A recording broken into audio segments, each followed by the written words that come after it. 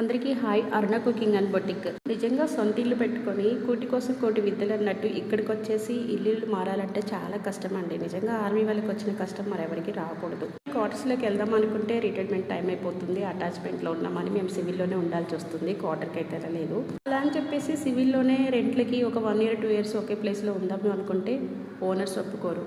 వాళ్ళు చెప్పినట్టు రెంట్ ఇచ్చినా కూడా టైం టు టైం రెంట్ ఇచ్చినా కూడా ఒక్కొక్కసారి వాళ్ళు చెప్పినట్టు ఖాళీ చేయమంటుంటారు. సో అలాంటప్పుడు ఏం చేయాలి, చాలా ప్రాబ్లమ్స్ అవుతుందన్నమాట.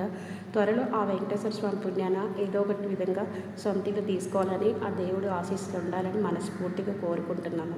ఇల్లు మారాల్సి వస్తుంది, ఏం చేయాలి చెప్పండి. తప్పకుండా అయితే వాళ్ళు చేసింటాయి అని చెప్పిన టయానికైతే ఇల్లు మారాలి. సో అందుకోసం అని చెప్పి మేము ఇంకొక ఇంటికైతే వచ్చేసామన్నమాట. ఈరోజే బుక్ చేసేసుకున్నాం అనమాట ఇల్లుని. ఇంకా రేపైతే మొత్తం అంతా షిఫ్టింగ్ ఉంటుంది, సామాన్ అంతా.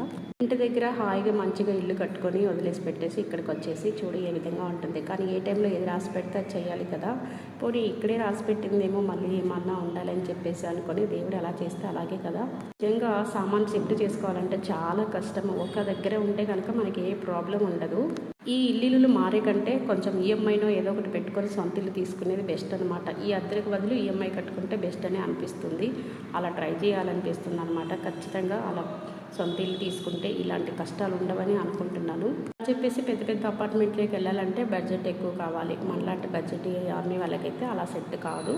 పెద్ద అయిపోతున్నారు కాబట్టి ఫీజులు రెంట్లు ఇదే సరిపోతుంది. మరి ఎలా చేయాలి, ఎలాగో ట్రై